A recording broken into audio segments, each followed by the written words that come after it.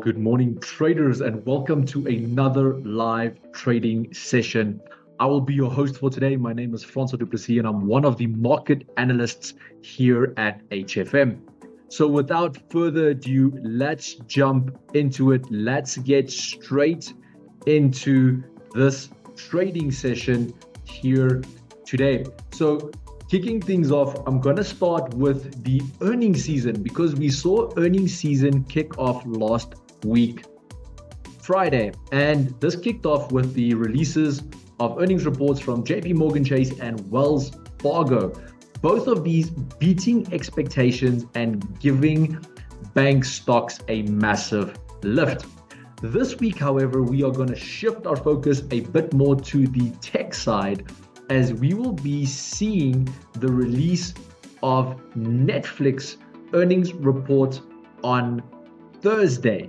Now, why is this specific earnings report so vital and so important? Well, let's move over and have a look at Nasdaq for today and where it is sitting currently. So Nasdaq has been hovering just below this primary resistance that you can see here at the moment and has struggled to break that 20,300 level. Now, traders will pay close attention to the Netflix report to gauge consumer spending trends, especially for subscription-driven companies. This will enable us to see how the market is doing, and the company will need a strong earnings to justify the extremely high market valuation that we have seen from our current indices. Now, if this specific report misses, we could see a potential break below this 20,160 level, and we could then see a potential decline all the way down to this level here around 19,700. However, in the event that it's a good report and it's showing growth within consumer spending, we could see a break finally of this resistance with a rally potentially all the way up to that previous all-time high at 20,800. But that's not all that is in store for the week that is ahead.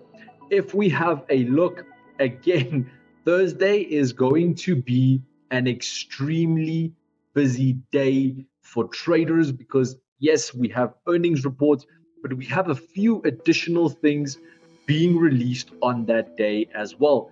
Specifically, the US retail sales report, which traders and investors will again have a look with hopes to gain insight into the resilience of the consumer spending within the USA. Now, if we do get a strong retail data, this could lead to reassessments of the Fed rate cut expectations. Now, if you remember from my last live stream where we were analyzing inflation and even on my session with regards to NFP, I said that I am not personally expecting another rate cut in November. I'm only expecting another rate cut in December. Now, if we get another strong retail report and it shows resilience within the economy, this will kind of start backing me up on that. Plus, we will also see a few key Fed officials, which will also offer more key cues on what the Federal Reserve's next move could be. Now, let's have a look at how that could affect our trading this week. Now, if we have a look, gold, for instance, has been trading in this ascending channel for quite some time now and basically created that new higher low point and then started moving up from there onwards.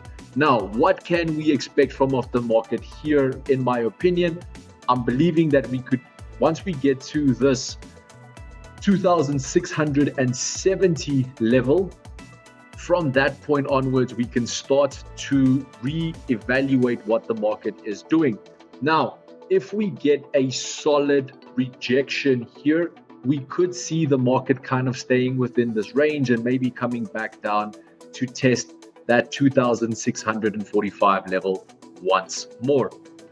If that level gets broken, well, then we'll reassess, but there is a chance that we'll come and retest these previous low points here at 2,600. Although I am relatively bullish on gold at the moment, where if this level gets broken and we can break above that 2,673 level, we could start aiming for a potential new higher high on gold, moving all the way up with a potential all the way up to this 2,730 level, where we could start seeing some additional interactions with the top of our channel over here. This will also obviously affect Euro USD, but additionally, what we will also see will affect Euro USD on Thursday. Again, like I said, big day for the markets this week will be Thursday, is the Eurozone rate decision. So that will be their interest rate decision, which will take place on Thursday. Now, the market is expecting, as you can see here on the economic calendar, another quarter point rate cut. And this obviously, the reason for this quarter point rate cut is to assist the slowing Eurozone economy. Deutsche Bank specifically has suggested that this move will mark the ECB's shift into a faster easing cycle, but uncertainty still remains within the ECB, as they have stated that they will maintain a data-dependent approach. Now, again, if we link all of this to Euro USD, should we get a additional rate cut on the Eurozone interest rate on Thursday, we could see a break of our support level here and this small descending channel that we've been trading in here for a while now.